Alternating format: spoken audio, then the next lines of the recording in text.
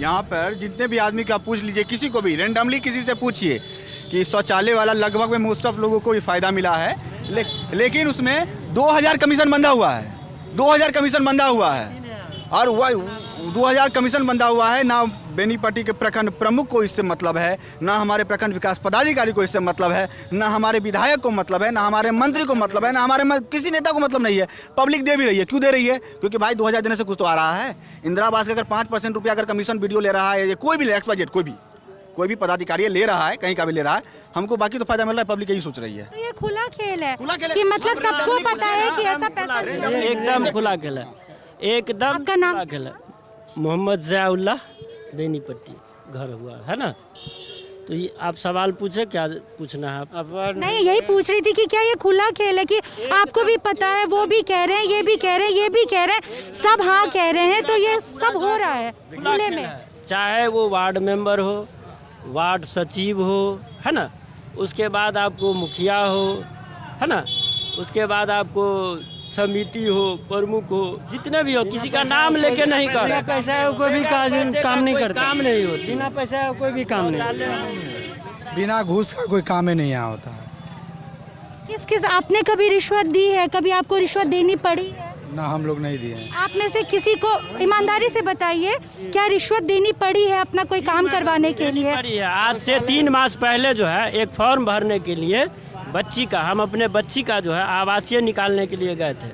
तो उसमें तत्काल वाला जो होता है उसमें हम भर करके दिए, बोला 21 दिन के अंदर में आपको मिल जाएगा। 4 रोज हम दौड़े, 5वां रोज 50 रुपया दिए ना, बस उसी में काम हो गया। वार्ड मेंबर होते हुए, वार्ड मेंबर हम नहीं है बाबू, ठीक है। कुल मिलाकर फैक्ट यही है कि 50 रुपया देना पड़ा, काम हो गया। अरस्तु ने कहा था कि लोकतंत्र मूर्खों का शासन है, और एक्चुअल में जो लोकतंत्र बचाओ, संविधान बचाओ बात चलती है, लोकतंत्र है ही नहीं, लूटतंत्र है। जिसको जितना लूटना है लोग लूटते हैं और जनता मूर्ख है।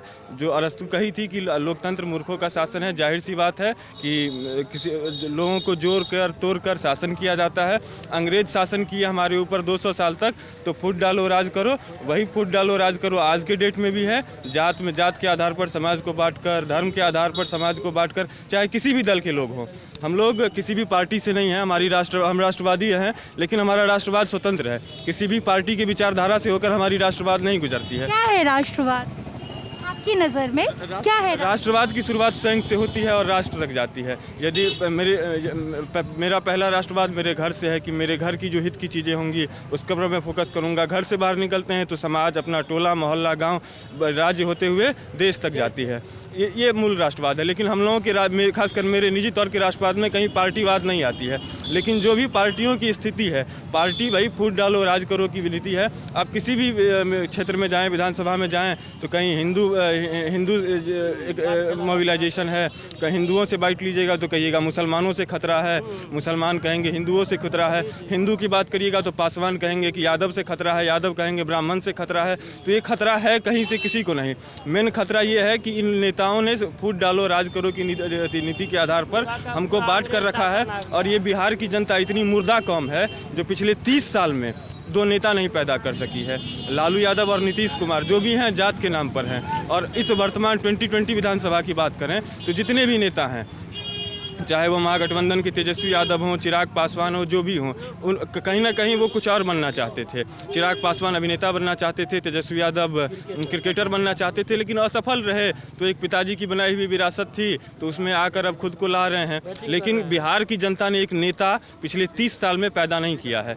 तो जो नेता पैदा हुए थे लालू यादव, नीतीश कुमार, वही चल रहे हैं। और वो नेता पैदा हुए थे जात के आधार पर।